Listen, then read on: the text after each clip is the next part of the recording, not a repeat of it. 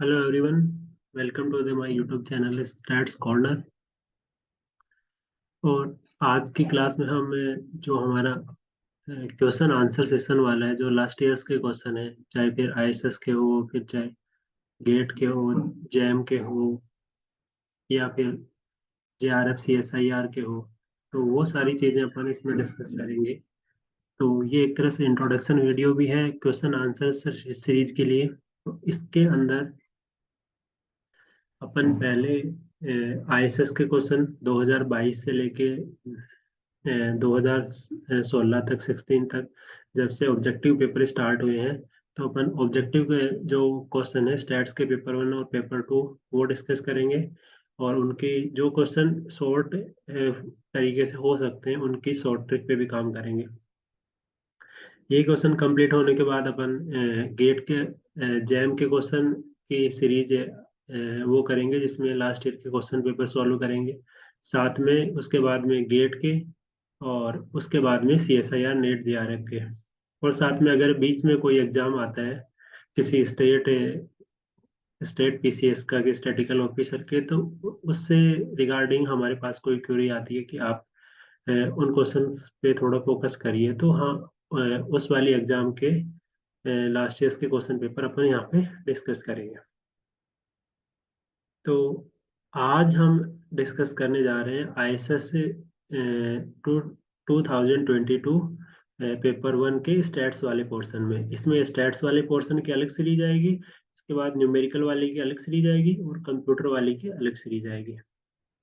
तो जैसा कि बात करें अपन स्टैट्स में, मैंने वही वाली सीरीज काम में ली है जो ऑनलाइन सीरीज अपलोड हो रखी है। तो अगर आप ऑनलाइन यूपीएससी की साइट से अगर पेपर डाउनलोड करते हैं, तो वही वाला क्वेश्चन नंबर आपको यहाँ पे मिलेगा। और मैं 10-10 क्वेश्चन का सीक्वेंस बना के अपलोड करने का ट्राई करूंगा। अगर ज़्यादा क्वेश्चन, अगर 15 मिनट से पहले अपलोड हो जा रहे हैं, 20 क्वेश्चन हो जा रहे हैं, तो मैं 20 क्वेश्चन का, या वरना 10-10 क्वेश्चन के क्वेश्चन नंबर वाइज जो सीरीज अपलोड कर रखी है यूपीएससी ने, उसी हिसाब से वीडियो अपलोड होंगे। और आने वाले सेशन में, लाइव सेशन में भी स्टूडेंट्स को ऐड किया जाएगा। इसके लिए आपको व्हाट्सएप का लिंक दिया जाएगा, व्हाट्सएप ग्रुप का लिंक दिया जाएगा डिस्क्रिप्शन में, और उससे आप ऐड होके उसमें ऐड हो सकते हो। तो चलो अपन चलते हैं आज आईएसएस 2022 के पेपर वन के क्वेश्चन नंबर फर्स्ट पे। तो जैसा कि क्वेश्चन नंबर 1 इसने दे रखा है कि suppose x1 x2 x3 and x4 are independent random variable है। ठीक है, इतनी बात में कोई दिक्कत नहीं है। और इसने लिखा है कि where x1 x2 x3 Bernoulli variate है, और x4 है वो बाइनोमियल है। यहाँ तक किसी को कोई दिक्कत नहीं है। मैं कलर का पेन रेड ले लेता हूँ, जो इसमें रेड अच्छा लगेगा थोड़ा।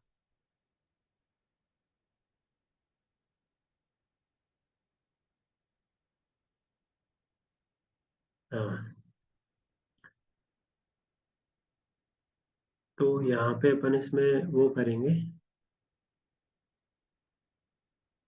तो यहाँ पे क्या दे रखा है इसने, x1 x2 x3, x1 x2 x3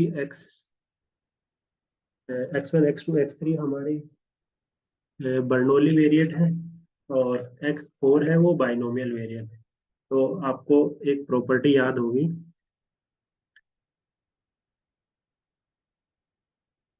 कि x1 x2 एंड x3, तो एक प्रॉपर्टी होती है कि बर्नौली का सम बाइनोमियल को जाएगा, अगर उसमें p की वैल्यू सबकी सेम रहनी चाहिए।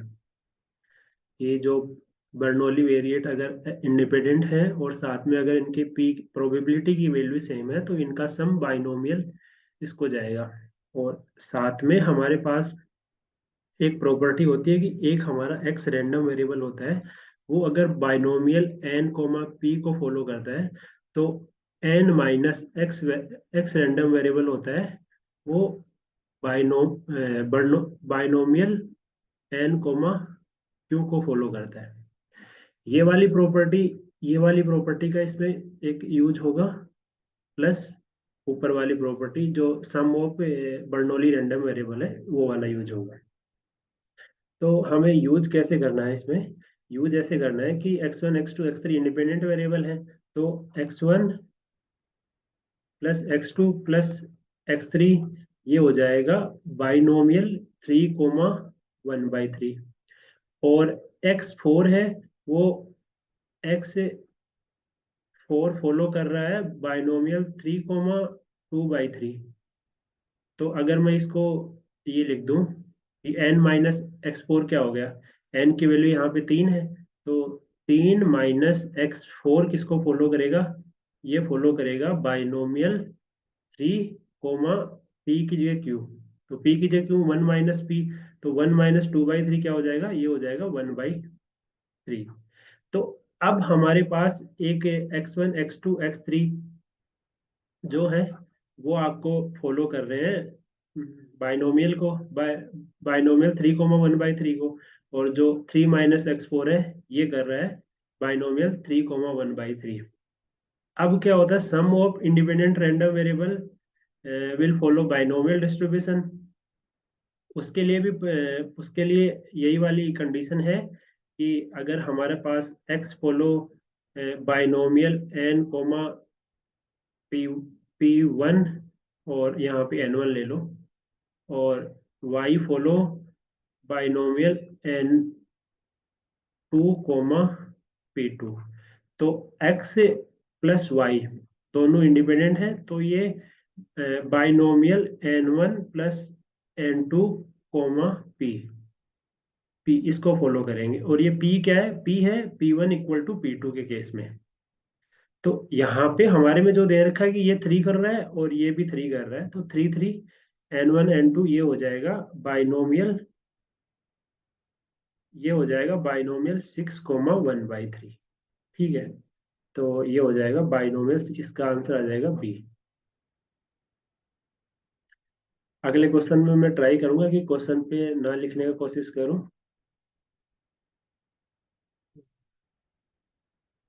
अब इसने दे रखा है लार्ज, हाँ क्वेश्चन नंबर सेकंड पे आते हैं अपन।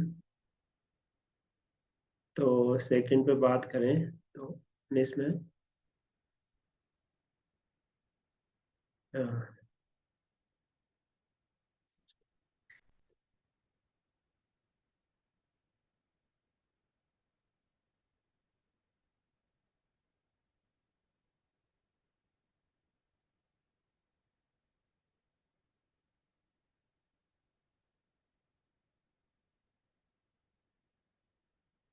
हाँ, इसमें a large number of the candidate from 3 state दे रखे हैं, 3 स्टेट दे रखे हैं हमारे पास A B C।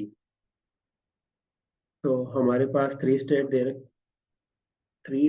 रखे हैं A B C।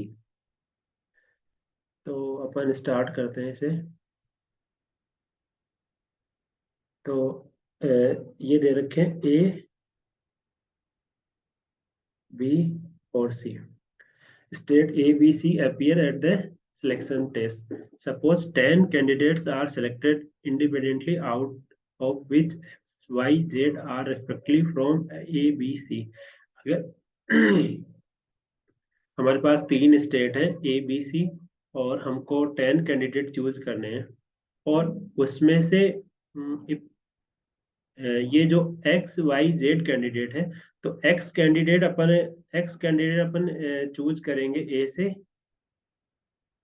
Y candidate अपन चूज करेंगे बी से, और जेड कैंडिडेट अपन चूज करेंगे सी से।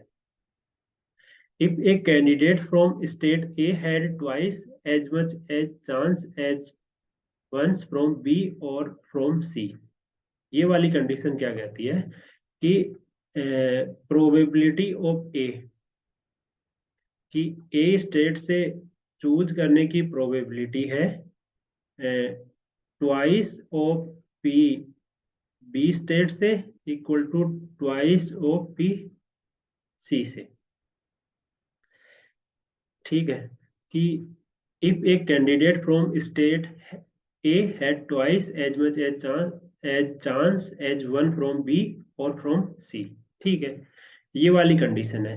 अब हमें पता है कि प्रोबेबिलिटी का सम 1 होता है, तो हमारे पास एक इक्वेशन क्या आ जाएगी, P A plus P B plus P C is equal to 1। तो अगर हम इसमें पी ए तो पी ए को पी ए रहने देते हैं, प्लस पी बी की जगह क्या लिख देंगे, या तो आप पी ए को, हाँ पी बी को क्या लिख दोगे, 1/2, 1/2 पी ए लिख दोगे। और ये भी सेम ही है, तो इसको 1/2 पी ए लिख दोगे, तो ये सम 1 हो जाएगा। तो यहाँ से आपका सॉल्यूशन में पी ए और साथ में इसका मल्टीप्लाई क्या आया,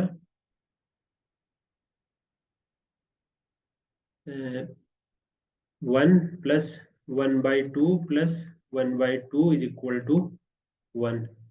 तो पी ए की वैल्यू कितनी आ जाएगी, हाफ और हाफ 2 हो गया, तो पी ए की वैल्यू आ जाएगी 1/2। तो ऐसे ही पी ए की वैल्यू 1/2 आ जाएगी, तो पी बी की वैल्यू कितनी आ जाएगी, 1/4। क्योंकि ये इस वाले रिलेशन से आप निकालोगे P A is equal to 2 P B, तो P B is equal to half, half of P A, half of P A करेंगे तो 1/4। और ये प्रोबेबिलिटी भी सेम आ जाएगी पी सी के। तो हमारे पास P A P B P C हो गया। अब हम जिस चीज का यूज करेंगे, हमें जो आंसर चाहिए वो किस चीज का चाहिए, वो हमें जो आंसर चाहिए वो covariance of Y comma Z चाहिए। तो covariance of Y comma Z, ये ये केस कौन सा बन गया, इसमें हमारे पास सबके पास ये इंडिपेंडेंट है सारे सिलेक्शन की। कोई कैंडिडेट एक ही स्टेट से बिलोंग कर सकता है, ऐसा ऐसा नहीं कि एक कैंडिडेट बी और सी दोनों से बिलोंग करे। तो ये एक तरह से इंडिपेंडेंट हो गए। और दूसरी चीज ये है कि ये मल्टीनोमियल, मल्टीनोमियल में ट्राइनोमियल का केस है। अगर ये सेम ए बी का केस होता तो हम बाइनोमियल यूज करते, और ए बी सी इसमें 3 स्टेट है, तो ये ट्राइनोमियल का केस है। तो ट्राइनोमियल का केस में मैं इसमें ज़्यादा मल्टीनोमियल डिस्ट्रीब्यूशन पे ज़्यादा फोकस ना करके, मैं आपको ट्राइनोमियल में कोवेरियंस होता है, कोवेरियंस ऑफ कोई भी चीज़ का होता है, वो होता है -n P Y P Z और वाई कोमा जेड। ठीक है, -n P Y P Z. ठीक है, ये कोवेरियंस होता है। ये माइनस में क्यों होता है, माइनस में इसलिए होता है क्योंकि हमारे पास 10 कैंडिडेट फिक्स है, और अगर हम एक स्टेट से कैंडिडेट बढ़ा रहे हैं तो ओब्वियसली दूसरे से कम होंगे। अगर हम इसलिए इसके बीच में कोरिलेशन आता है, इनके बीच में नेगेटिव कोरिलेशन आता है। और अगर हम इसका आंसर निकालेंगे तो हमारे पास आंसर क्या आ जाएगा, -n P Y P Z. तो ये क्या लिख देंगे इसको, n की वैल्यू कितनी है, -10 इंटू 1/4 इंटू 1/4। तो अगर इसे कट करेंगे तो ये -5/8 आ जाएगा। ठीक है,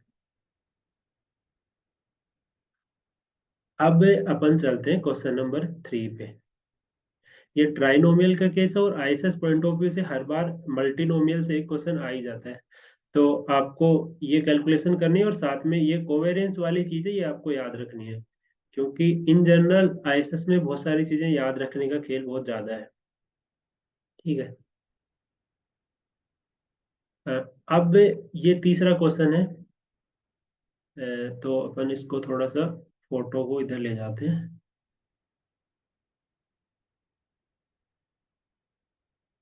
ठीक है, हाँ, तो ये क्वेश्चन बहुत आईएसएस पॉइंट ऑफ व्यू से तो इम्पोर्टेंट नहीं है, लेकिन आरबीआई पॉइंट ऑफ व्यू से क्वेश्चन बहुत ज़्यादा इम्पोर्टेंट है, क्योंकि आरबीआई में ऐसे क्वेश्चन पूछे जाते हैं। आपके प्रीलिम्स में भी कन्वर्जेंस और सीक्वेंस से क्वेश्चन, कन्वर्जेंस विद प्रोबेबिलिटी और कन्वर्जेंस विद डिस्ट्रीब्यूशन से क्वेश्चन होते हैं, और मेंस में भी क्वेश्चन होते हैं। ठीक है, तो ये आरबीआई पॉइंट ऑफ व्यू से क्वेश्चन बहुत ज्यादा इंपॉर्टेंट है। इस वाले क्वेश्चन में अपने अपने को करना क्या है, एक तो आपको इस वाले आने से पहले आपको एक तो ज्योमेट्रिक सीरीज का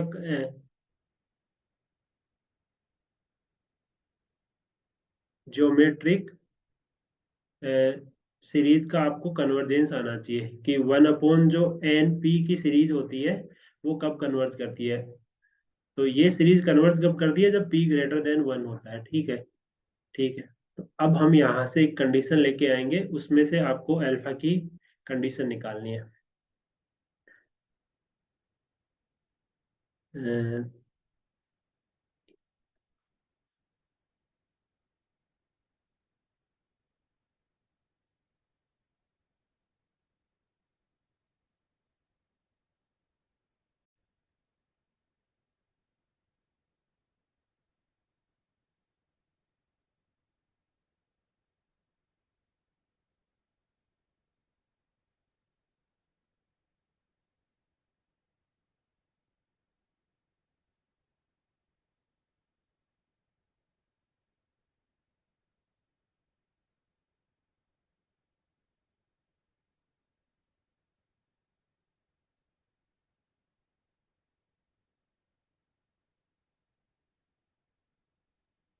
हम्म।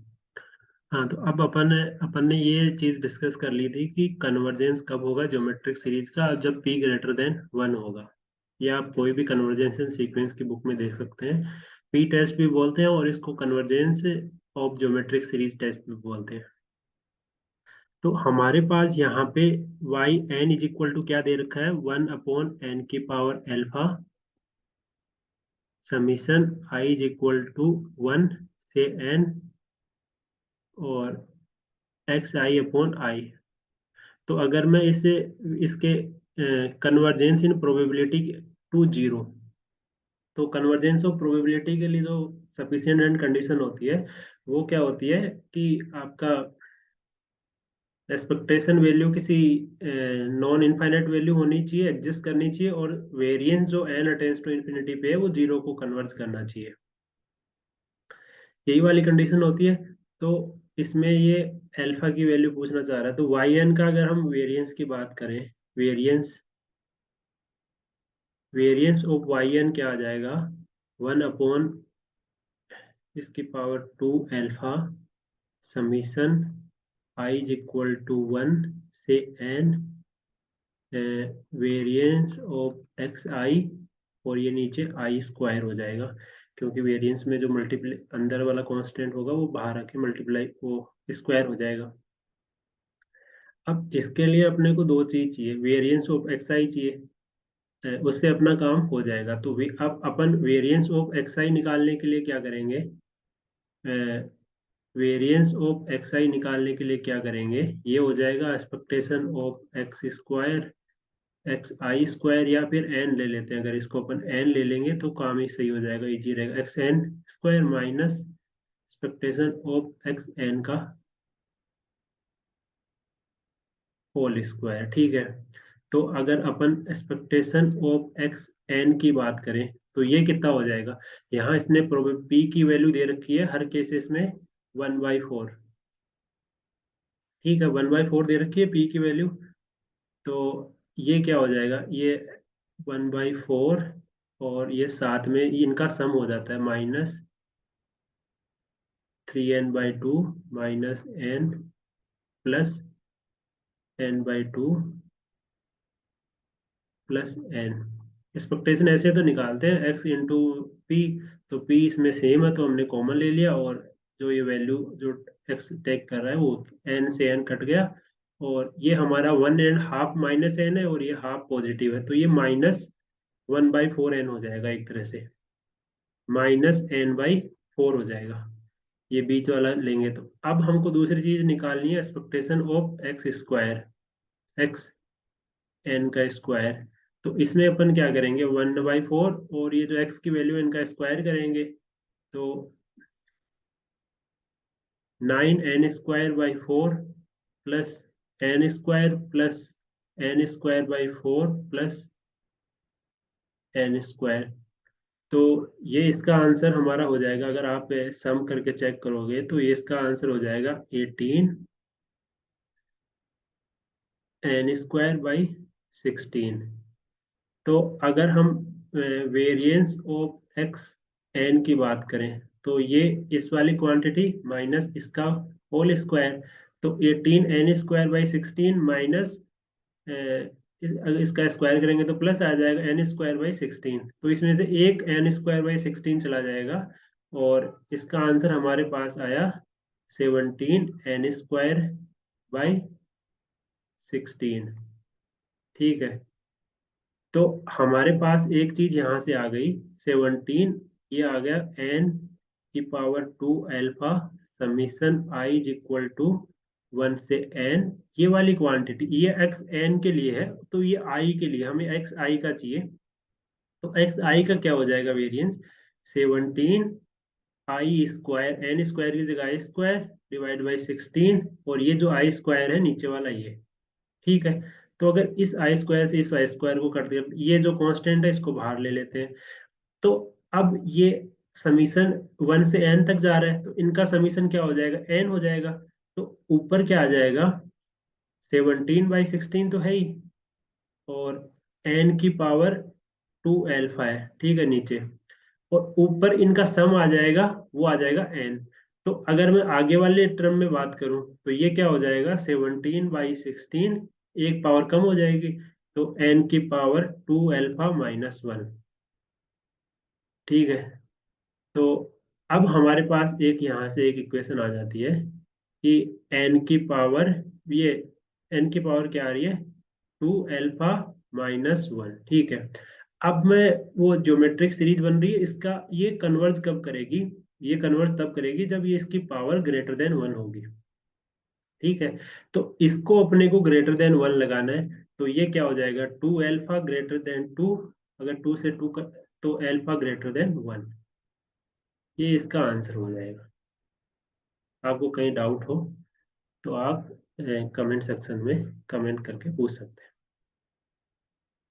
हैं। कन्वर्जेंस के लिए यही जरूरी रहता है कि उसकी एक्सपेक्टेशन वैल्यू एडजस्ट करनी चाहिए, और साथ में उसका variance n tends to infinity पे जीरो को कन्वर्ज करना चाहिए।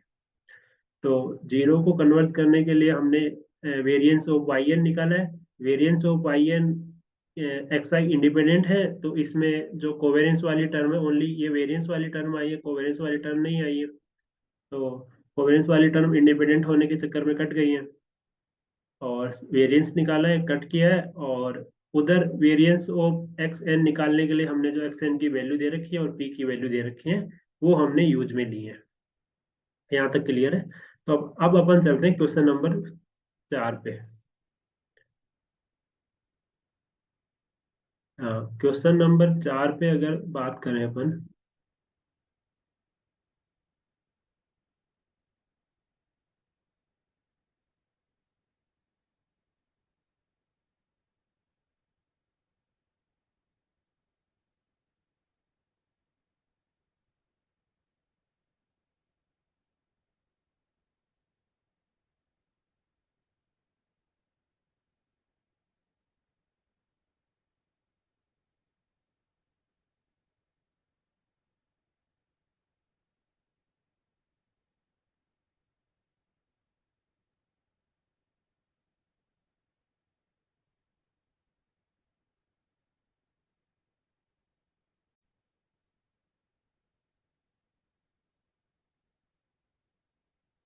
अब अपन क्वेश्चन नंबर 4 पे चलते हैं। क्वेश्चन नंबर 4, ये city receive 3 newspaper, ABC 3 newspaper दे रखे हैं। Newspaper A has 50% of the readers in the city, newspaper B 30% और सी 20%।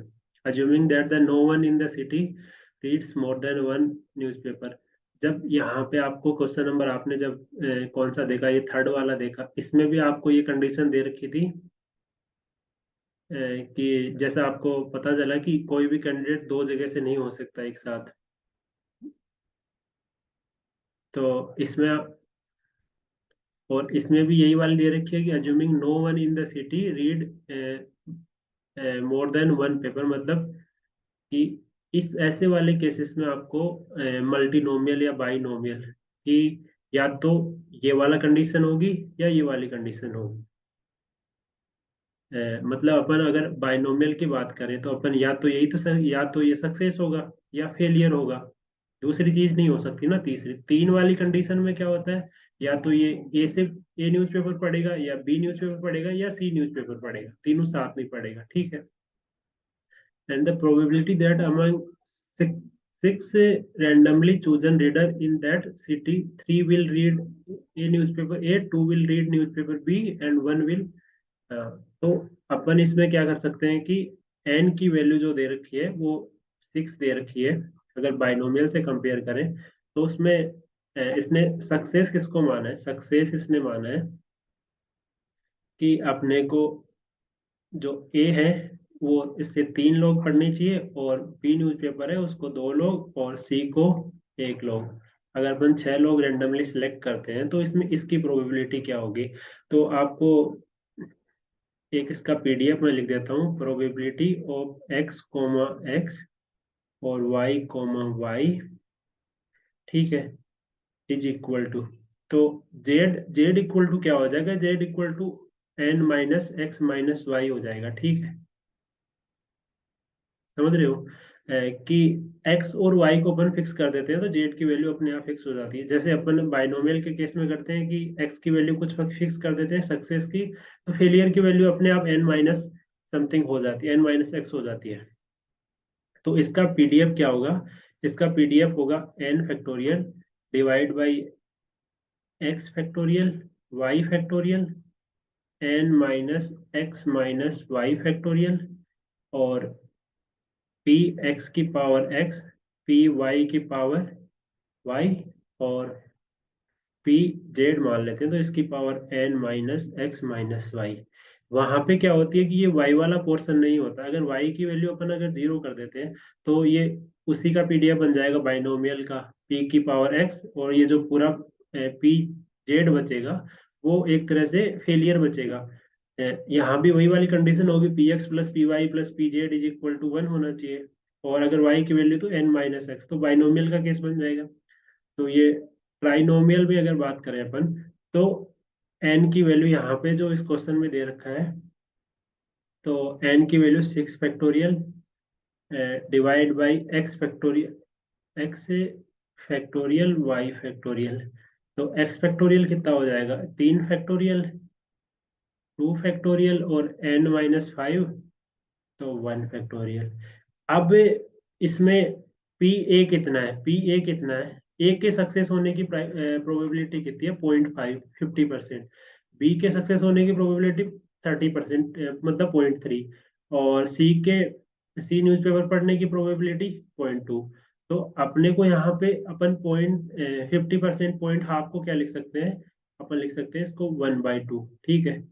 तो 1/2 की पावर एक्स, ये 3, और ये जो 0.3 है, पी मतलब कि पी वाई अगर 0.3 है, 0.3 को अपन क्या लिख सकते हैं, 3/10 लिख सकते हैं, इसकी पावर 2, और ये जो 2 है,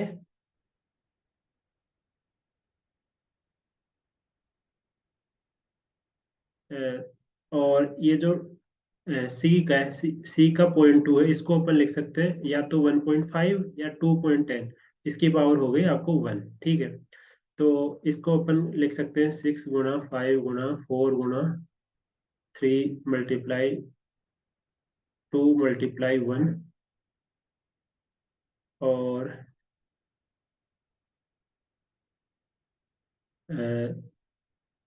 3 मल्टीप्लाई 2 मल्टीप्लाई 1 को तो ऐसे लेते हैं 2 × 1, ये साइन कैसे चला जा रहा है।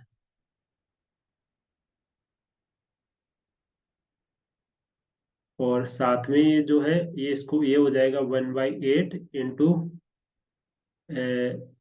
9/100 इंटू 1/5, ठीक है। तो अगर इसको अपन कट कर देते हैं इससे, 6 से 6 हो जाएगा, ये 5 है, और 2 से 2 हो जाएगा, तो ऊपर कितना बचा, अगर इस 5 से इस 5 को भी क्रॉस कर दूं मैं, ठीक है, हो गया। और अगर 4 से इसको 8 को क्रॉस कर दूं तो नीचे 2 बचा, तो ऊपर तो बचा 3 × 9, और नीचे बचा 100 × 2, तो ये 9 × 3 ये हो गया 27, और डिवाइड बाई 200, ये आपका आंसर आ गया। अब अपन बात करते हैं क्वेश्चन नंबर 5 पे, जो कि बहुत शॉर्ट क्वेश्चन है। ये क्वेश्चन स्टार्टिंग में लेंथी क्वेश्चन है, आगे बहुत इजी इजी क्वेश्चन आएंगे जो आप देखते ही सॉल्व कर दोगे।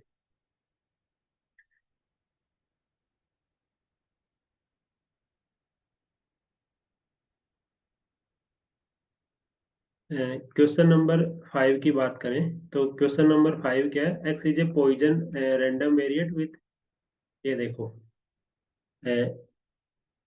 एक्स फॉलो कर रहा है, एक्स फॉलो कर रहा है पॉइजन लैम्डा, ठीक है। तो अपने को इसका वेरिएंस निकालना है, वेरिएंस, वेरिएंस अगर एक्स फॉलो पॉइजन लैम्डा तो वेरिएंस ऑफ एक्स क्या हो जाएगा, लैम्डा हो जाएगा। और इसकी एक्सपेक्टेशन भी वही हो जाती है पॉइजन के केस में। तो अपने को इसकी ये निकालनी है। अब कंडीशन हमको दे रखी है ये, तो अगर इस कंडीशन से अपन सॉल्व करें तो पी एक्स का पीडीएफ क्या होता है,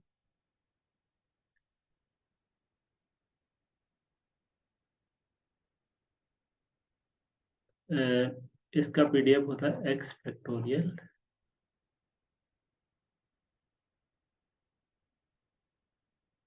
ई की पावर माइनस लेमड़ा, ए की पावर माइनस लेमड़ा, लेमड़ा की पावर एक्स। तो अगर एक्स की वैल्यू 1 रखने और 2 रखने हैं तो इसको इक्विवेलेंट करना है अपने को। तो इस वाले केसेस में आपको क्या करना है, अगर यहाँ पे बात करूँ तो मैं e की पावर माइनस लेमड़ा तो सेम रहेगा, और लेमड़ा की पावर एक्स, लेमड़ा की power 1 is equal to 1 factorial divide by equal to e की power minus lambda, lambda square divide by 2 factorial.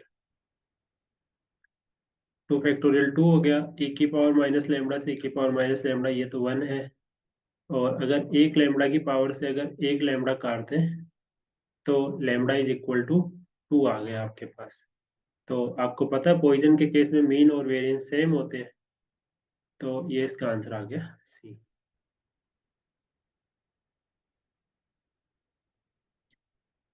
अब ये क्वेश्चन बहुत इंपॉर्टेंट है, ये इसी बार इंपॉर्टेंट इसलिए है कि बहुत ट्रिकी ट्रिकी क्वेश्चन है कि X as a binomial random variable है, हमारे पास बाइनोमियल डिस्ट्रीब्यूशन है, एन उसका 3 है, और एन इज इक्वल टू 3 है, और पी इज इक्वल टू 1/3 है। तो अपने को क्या पता है बाइनोमियल, एन बाइनोमियल का मीन क्या होता है, एन पी। तो 3 × 1/3, इसका मीन हो गया 1, ठीक है। तो ये जो वैल्यू पूछना जा रहा है 3x - 1 का क्यूब, ठीक है, x - 1 का क्यूब। तो ये एक तरह से ये हमको पूछना चाह रहा है म्यू 3। म्यू 3 मतलब जो एक्स बार है, जो मीन है, ये 1 है, तो ये इसने 1 रखा है यहाँ पे।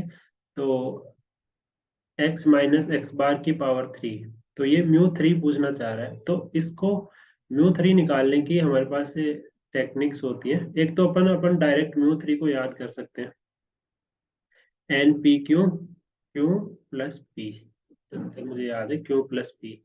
तो अगर एक बार इसे आंसर निकाल के देखते हैं, एन कितना आ रहा है, एन आ रहा है 3, 3 × 1/3 × 2/3, और क्यू की वैल्यू कितनी है, क्यू की वैल्यू 2/3। एक सेकेंड, क्यू माइनस बी होता है, और मुझे चेक कर लेने दीजिए उसमें।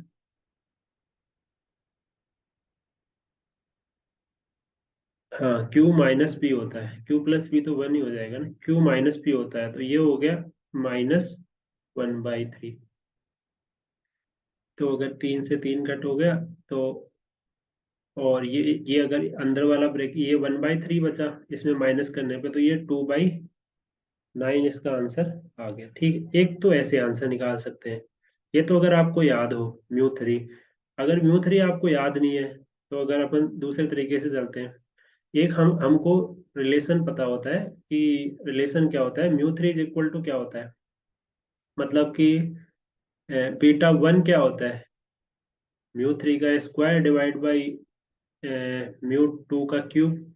तो म्यू 2 अपने को पता है, और अगर बीटा 1 की वैल्यू अपने को पता है तो यहाँ से अपन निकाल सकते हैं। बीटा वन की वैल्यू आपको बीटा वन की वैल्यू हर डिस्ट्रीब्यूशन की आपको याद रखनी है एक तरह से। तो बीटा वन की वैल्यू क्या होती है, 1 - 2p का 1 - 2p का स्क्वायर डिवाइड बाई NPQ। तो अगर इसकी वैल्यू और मीन तो आपको पता ही है, वो वेरिएंस तो आपको पता ही है NPQ। तो इस वाले फॉर्मूले से भी आप आंसर निकाल सकते हो। अगर तीसरे तरीके से बात करूं मैं, तीसरे तो अगर अपन ये क्यूब है इसको एक्सपेंड करेंगे, तो ये एक्सपेक्टेशन ऑफ ये क्या आ जाएगा, x³ -3x² +3x - 1। तो अब अपने को इसमें μ3 डैश और μ2 डैश इन सब की वैल्यू अपने को इसमें कैलकुलेट करनी पड़ेगी। इस तरीके से लेंथी हो जाएगा। ये आपके दो शॉर्टकट हैं कि आप बीटा वन की वैल्यू से जा सकते हैं, और इन जनरल ये भी याद होता है। इवन NPQ Q - P μ3 की वैल्यू आपको याद रहनी चाहिए। अगर याद नहीं है तो इस वाले से बीटा वन की याद रहनी चाहिए, अगर बीटा वन की याद नहीं है तो फिर इस वाले आपको मेथड से आंसर जाना पड़ेगा। तो ये इसका आंसर क्या हो गया, बी। अब अगर अपन बात करें क्वेश्चन नंबर 7 की, क्वेश्चन नंबर 7 क्या दे रखा है, रेंडम वेरिएबल दे रखा है x and why the joint probability mass function of the given. तो इसने एक एक अपने को एक कंडीशन दे दी कि x -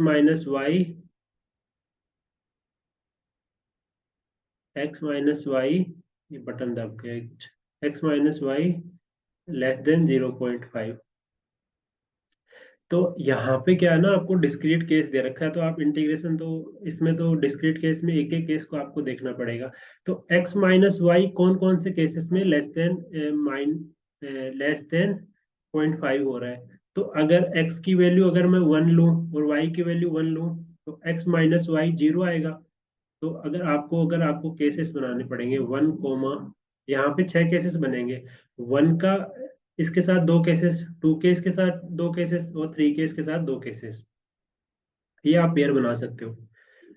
तो x - y < 0.5 रहना चाहिए। तो अगर x की वैल्यू 1 ले रहे हो और y की वैल्यू 1 ले रहे हो, तो 1 - 1 0 आ रहा है, और ये < 0.5 रह रहा है। तो ठीक है, ये अपने को ऐड कर लेंगे अपन, ठीक है। प्लस दूसरा कंडीशन क्या है, x की वैल्यू 1 है और y की वैल्यू 2 है। तो ये क्या आ जाएगा, -1 -1 < 0.05 है, 0.5 से कम है। तो अपन ये वाला भी ऐड कर लेंगे। अब दूसरे पे चलते हैं, x की वैल्यू 2 है और y की वैल्यू 1 है। तो अगर 2 में से 1 सब्ट्रैक्ट करेंगे 1 आएगा, और 1 तो 0.5 से स्मॉल नहीं है, छोटा नहीं है, तो ये वाला कंडीशन अपन इसमें ऐड नहीं करेंगे। और इसमें करेंगे अपन 2 में से 2 0, तो ये वाला भी इसमें ऐड हो जाएगा। और साथ में अब इसमें थर्ड नंबर का केसेस देखते हैं अपन। थर्ड नंबर का केसेस क्या होता है, 3 - 1। तो ये तो 2 आ गया, 2 तो 0.5 से छोटा नहीं है। तो और 3 में से 2 निकालेंगे तो वो भी 1 आएगा, वो भी इससे छोटा नहीं है। तो अब अपने को ये वाली प्रोबेबिलिटी क्या हो गई, ये हमारे एक तरह से फेवरेबल आउटकम हो गए। तो इन प्रोबेबिलिटीज का अपने को सम निकालना है। तो ये प्रोबेबिलिटी डिस्ट्रीब्यूशन है इसके साथ में।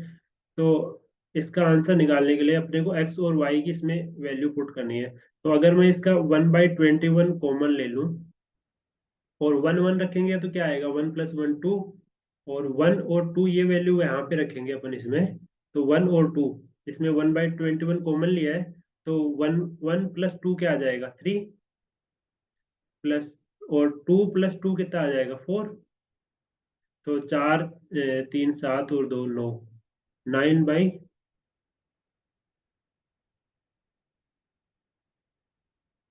एक सेकंड, कहीं गलती तो नहीं हो गया हमसे, 9/21 तो ये कट हो जाएगा। अगर 3 से कट करेंगे तो 3, और 7 3/7। हाँ, तो ये इसका आंसर आ गया 3/7। ठीक है, 3/7 आ गया। अब अपन चलते हैं क्वेश्चन नंबर 8 पे।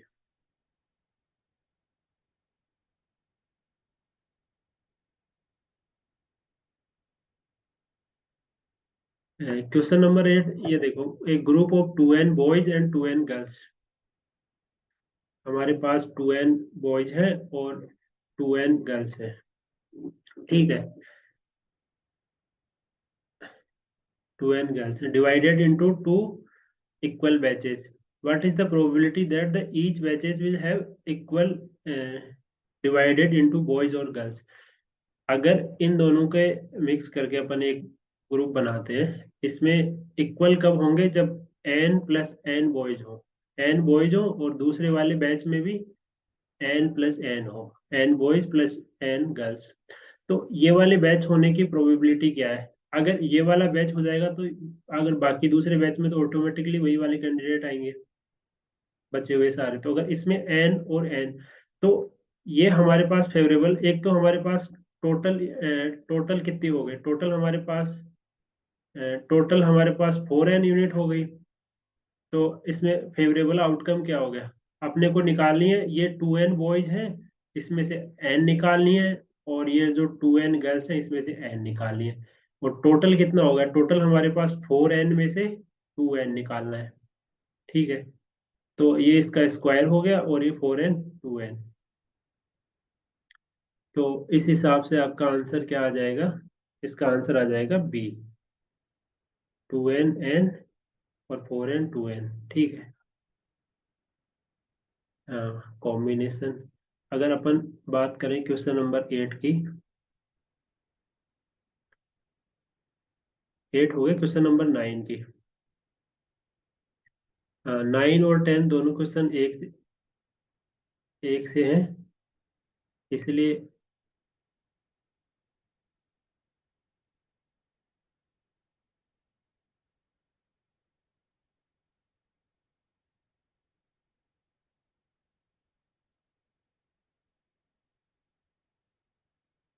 9 और 10 क्वेश्चन देखते हैं। एक तो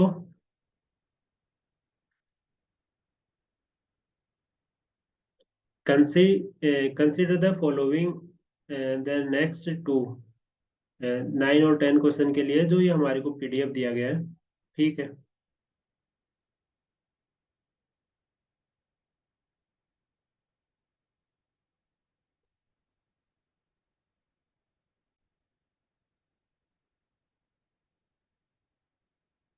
क्वेश्चन नंबर 9 और 10 की अपन बात करें तो इसमें क्या, ये रिग्रेशन इक्वेशन और रिग्रेशन कर्व की बात करना चाह रहे हैं कि इनका जॉइंट पीडीएफ दे रखा है एक्स एंड वाई का, ये। और साथ में what is the value of expected Y given x is equal to ये। तो एक तो इसका प्रोसीजर है, वो आपको मिल जाएगा गुप्ता कपूर की जो बुक है उसके अंदर, चैप्टर नंबर, जो ये रिग्रेशन है इसमें है, इसमें सॉलिड एग्जाम्पल है इसका। तो ये आपको आंसर इसमें पूरा कंप्लीट मिल जाएगा। लेकिन और उसमें जो आंसर कैसे निकाला जाएगा, आंसर निकालने का टेक्निक मैं बता देता हूँ आपको। जो एफ एक्स वाई दे रखा है आपको, और उससे आपको पहले एफ एक्स एक्स निकालना है, और उसके बाद में एफ एक्सेस निकालना है गामा फंक्शन यूज करके। और एफ वाई बाई एक्स क्या होता है? F x comma y divide by f x x marginal. तो ये निकाल के एफ वाई बाई एक्स आ जाएगा, और इसका एक्सपेक्टेशन क्या हो जाएगी? Expectation of Y given x is equal to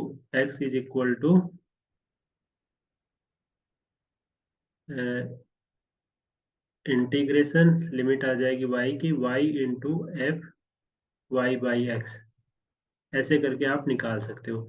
लेकिन दूसरी इसकी टेक्निक क्या है, जो ये जो रिग्रेशन इक्वेशन आएगी ना, ये ये रिग्रेशन जो जो रिग्रेशन फंक्शन होता है, ये इसी को रिग्रेशन फंक्शन बोलते हैं, expectation of Y given x is equal to X.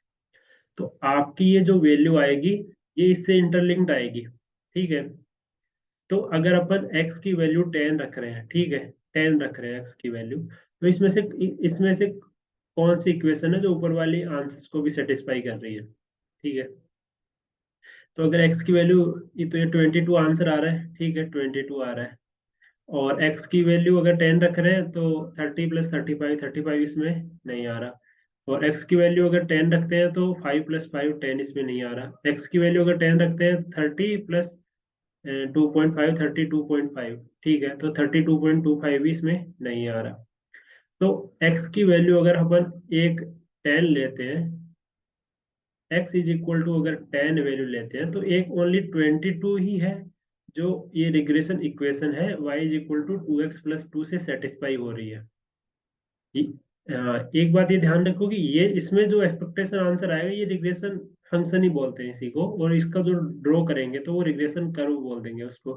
तो एक तरह से जो रिग्रेशन इक्वेशन आएगी वो इसी को सेटिस्फाई करेगी, तो आप 10 की वैल्यू को सेटिस्फाई करके रख सकते हैं। ये इसका शॉर्ट ट्रिक है, और लॉन्ग ट्रिक आपको वैसे ही निकालना पड़ेगा, एफ एक्स वाई वाई निकालना पड़ेगा और इसमें ऐसे करना पड़ेगा। इसका सॉल्यूशन आपको एफएमएस की गुप्ता कपूर में, पेज नंबर तो मुझे याद नहीं है, बट हाँ 10th या 11th चैप्टर में लास्ट में आपको मिल जाएगा सोल्व्ड एग्जाम्पल में। तो ये 22 हो गया, और ये हो गया। ये स्टार्टिंग के 10 क्वेश्चन है। ठीक है, थैंक यू सो मच।